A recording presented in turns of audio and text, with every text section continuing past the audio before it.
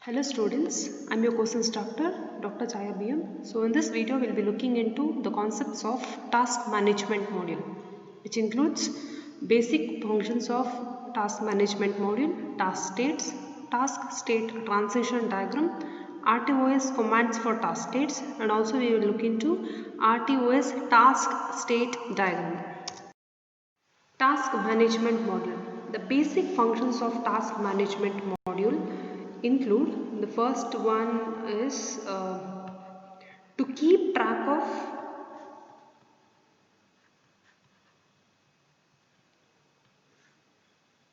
or a record of each and every task. So how many tasks are present in an operating system? It should have a complete record of every task. So the first function of task management module would be to keep track or a record of each task. Once you identify the task, then the next job is to schedule an allocation of CPU time to every task. And the most important function is to perform context switching. What do you mean by context switching? Context switching means that saving and restoring the status of the task. I repeat, the context switching is nothing but save and restore the status of the task. Basically, the context switching is done by a software called as the dispatcher. Task descriptor. What do you mean by a task descriptor? It is the one which basically gives the information about the task. It is the one which basically gives the information about the task. What type of information we will get from this task descriptor? The first information would be, these are the following informations. Okay, the first information is task identification. We'll get an information about task identification. It will have some task ID like task 1, task 10, task 100, like that. It will have specific identification. Then we get an information about current state of the task. We also get information about a task priority, whether the task is of high priority or low priority, and it will have a pointer to the next task, memory information, and it will also have other informations. So basically, the task descriptor is the one which gives information about the task. So these are the following informations that are present. So the first information is task identification, current state of the task, task priority, pointer to the next task, memory or other information. The task descriptor is called by many names. We can call it as an TCB, which means that it is a task control block. Okay, task descriptor can also be called as a PCB. PCB is process control block. And we can also call it as an PD. PD is process descriptor. So in general, we call it as an TD. TD is task descriptor. So we will have other names too, like PD, PCB and TCB. So task states, what are the various task states present? The first state is existent state, non-existent state,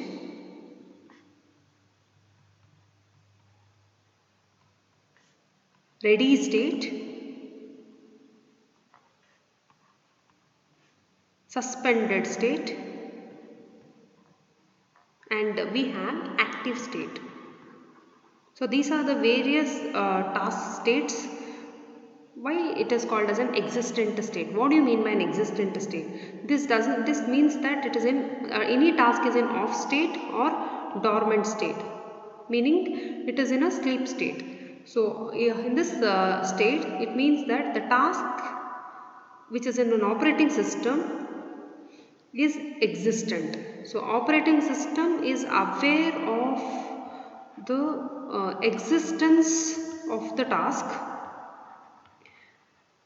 But why it is in sleep state? Because this task is not been allocated with any priority. This task is not been allotted with any priority. So that's the reason it is called as in sleep state, off state or existent state. Very simple. The operating system is aware of the existence of this task, but this task is not being allotted with any priority. So if it is not allotted with any priority, it means that it is not made runnable. So hence it is in off state. Non-existent state means that it is in terminated. It is a terminated task. So when we call any task as a terminated task, when operating system is not aware of the existent of this task. Okay. So when it is not aware of the existence of this task and it is just resided in the memory. So here we call it as a non-existent state or terminated task. Ready state means that the task is made runnable or it is in on state. The task is in on state. So many tasks or several tasks can be in this state. A number of tasks can be in the runnable queue. Okay. What do you mean by ready state? It means that it has got all its resources. It is just waiting for another task which is active to complete its execution. So hence it is ready or on or runnable state. So many tasks can be in this state and this task has all its resources ready and it is placed in a ready queue to execute next. So that is ready state. Suspended meaning it is also called as waiting task. Any task can be in suspended state. So waiting task, it means that it is locked out or delayed. So why it is called a suspended state? This task is waiting for some resource. So suspended state in meaning that this particular task is waiting for resources. Hence it is in a waiting queue, locked out queue or a delayed queue. Okay, and we have one more state, that is active or running state. Active or running state. So this task has the control of CPU. This task has the control of CPU, hence it is called as an active task. So whenever any task is an active task, it means that it is already executing in the CPU, and this task are normally be the highest priority task which are always ready to run. At any point of time we can have only one active task. So basically when we have to discuss with respect to task states, we have these are the basic task states. The first one is existent state, non-existent, ready, suspended and active state. Task state diagram. So in the task state diagram we have so many transitions. The first transition is ready to suspended state. Any task which is in ready queue can move to suspended state because it may require some resources. So till it gets the required resources, it will be in the suspended or delayed queue. So once it gets the resources, it can move to the ready queue. So again, any ready task can directly get an access to the CPU. So hence we call the transition as ready to active transition. The action taken is run. Any active task can move to the suspended state because at any point of time while it is running, it may require some resources, but that resources may not be available immediately. Till then, the active task can be switched in or transited in the suspended state. So any active task can move to the existent state. Any suspended task can also switch to turn off state. So it means that it is in a sleep state. Similarly, there is one more transition where existent to non-existent. So at some point of time, it may not be able to allocate any priority. In that case, it will go to the non-existent state. Once the priorities are allocated, it will go to the existent state. It means that now operating system is aware of this particular task. Again, the existent task can turn on, which is transiting from existent to ready and ready to existent. So in the typical task state diagram, we can see so many transitions. For example, ready to existent, the action is turn off. Existent to ready, the action is turn on. Like that, ready to suspended or delayed or locked out or waiting is an action taken. Suspended to ready is a transition. Ready to active, active to existent, existent to suspended. This transition can vary from one operating system to another operating system, but this is a typical task state diagram transitions.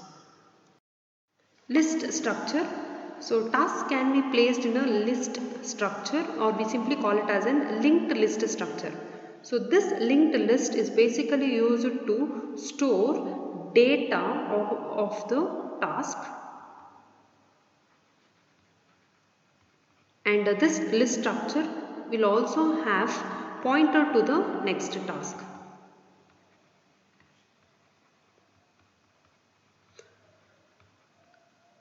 Thus, this structure uses dynamic memory allocation of the task. Basically, this list will have the dynamic data structures where it has resizable at runtime, and it also has various advantages. So we have so many advantages by using the list structures in order to place the task. For example, with this list structure, moving of tasks,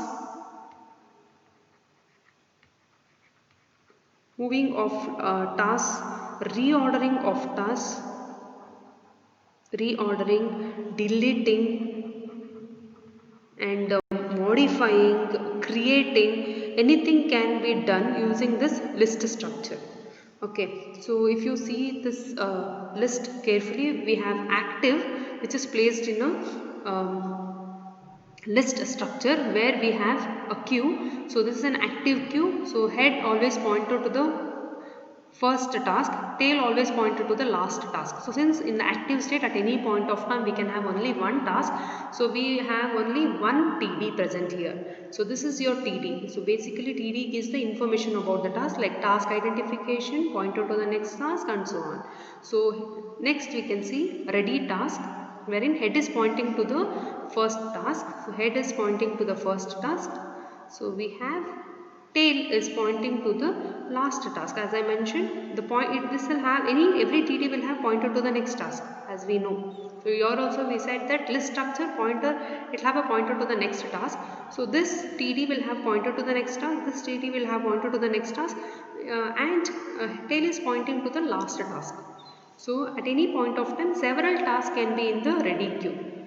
Similarly, we have suspended task placed and existent task.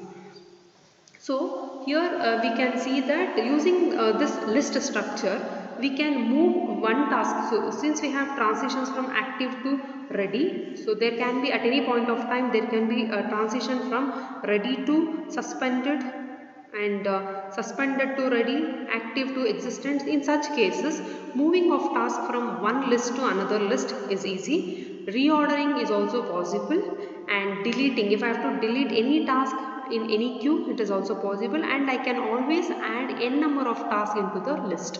So this is a basic advantage of using the list structure. RTOS commands for task transition. There are certain commands for RTOS task transition. The first command is off C01. So it means that the task has to be turned off. So turn off the task. Turn off the task. The condition is that leaving memory as occupied. Leaving memory as occupied. Similarly, we have one more RTOS command, that is off C02. This also says turn off the task, leaving memory as unoccupied. Leaving memory as unoccupied. See, we will not able to identify whether the task is occupied or unoccupied in a memory. In that case, we simply write it as off C0x. Off C0x. Similarly, we have some more commands to discuss, that is DELC01. Delay the task. It means that delay the task. Delay the task, leaving memory as occupied. We have again same conditions, memory as occupied. And we have DELC02. It is also delay the task. Delay the task, leaving memory as unoccupied. Again, we are unable to identify whether the task is occupied or unoccupied. So in that case, we will simply designate it as DELC0x. Similarly, we have one more command to TPNC01 to turn on the task. Turn on the task. Turn on the task, but these three conditions are very important. If task is in off state, the condition is that when you are turning off, when you are activating this TPNC01, if the task is in on, off or delayed state. On, off or delayed state. These conditions are very important. Similarly, we have TPNC02. Again, this also says turn on the task. The condition is that if the task is in off state, any task in on state you have to transit it, then from the off state we can use TPNC02, off state. So there is a small difference between TPNC01 and 02. You can see that both are used to turn on the task, but for TPNC01 it is if the task is in on, off or delayed state. Any task you are transiting from on, off or delayed state, you can use TPNC01. Any task which is transiting from off state, we can use TPNC02. We have one more command, that is TPNC03. It means that run the task. Directly you can run the task irrespective of task is in on, off or delayed state. Okay, task is in on, off or delayed state. Okay, one clue I can give, that is when you can use this TPNC03 is that any transition is moving to active state. Any transition which is switching from from on state, off state or delayed state to active state directly, in that cases you can directly run the task. So here these are the basic commands used. First is off C01 to turn off the task. Off C02 is also turn off the task, leaving memory as occupied or unoccupied. So since we are unable to identify whether the task is memory occupied or unoccupied, we can directly go with this command, that is off C0x. Similarly, we have DELC01, DELC02. We can simply write it as DELC0x. And we have three commands to turn on the task, that is TPNC01. If turn on the task if the task is in on, off or delayed. TPNC02, turn on the task if the task is in off state. TPNC03, run the task immediately, irrespective of task is in on, off or delayed. RTOS task diagram or state diagram using commands is shown in this slide. So non-existent to existent or off, it is create. So off state to on state, it says TPNC01 and 02. So TPNC01 see, since the arrow is from off to on, it's like we are turning on the task. So turn on the task irrespective of the task is in on, off or delayed. TPN2 says that turn on the task if the task is in off state. The next command or transition is that on to running. So any transition is moving to the running, we can directly write TPNC03. TPNC03 says run the task immediately irrespective of the task is in on, off or delayed. So here running a task can move to the locked out. So what do you mean by locked out? It means that tasks which are waiting for an event or a system resources. So once the resources are available, it moves to the on state.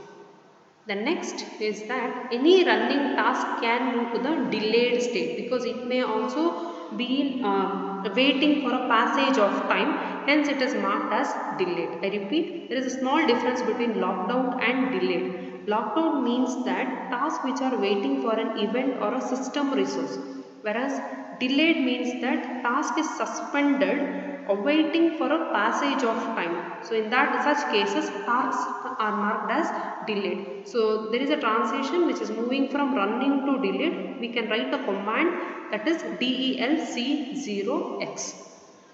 So any delayed task can switch to on state. So we can simply write TPNC01. It means that turn on the task irrespective of the task is in on, off or delayed. So since it is moving from delayed, I can write TPNC01.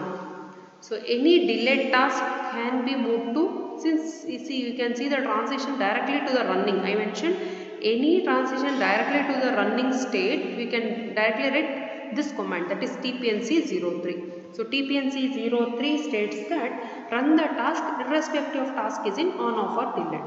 Then any running task can move to the off state. So the command is very direct, that is off C0X. Any off condition which is moving to the running, that is TPNC03. So from this diagram we can understand how to use the RTOS task state transition commands. So TPNC03, you observe that from on, delayed and off, it is moving to the running. So we directly wrote TPNC03. Any transition going to the off, we write off C0X. Any transition to the delayed, we directly write DELC0X. RTOS task structure diagram. We can try to understand how the RTOS or real-time executive tasks are placed in a real-time task directory, and the free-time tasks are placed in a separate directory. Basically, the lowest priority tasks. So basically what we can tell is that the low priority tasks are placed in the free time executive. FTX means that it is a free time executive, and these are the one which runs at lowest priority. So dispatcher is not aware of this task. So those tasks which are placed in this particular free time task directories, so dispatcher is not aware of the existence of this task. Whereas tasks which are present in the real-time executive, dispatcher will be keeping track of this task to perform context switching. So dispatcher job is to perform context switching. So dispatcher is not aware about the FTX task. Okay, and one more point what we can understand here is that the tasks run at the FTX is free time executive, do not have any access to RTOS commands. We understood so many commands, right? So we understood how to TPNC01, how to use commands for turn on, delay and off. Like for example, TPNC01, TPNC02, TPNC03, DEL0X and off C0X. So basically the tasks which are running at the FTX level, that is low priority tasks, do not have access to RTOS commands. But it will have access to only one command, that is off C01, that is turn off the task.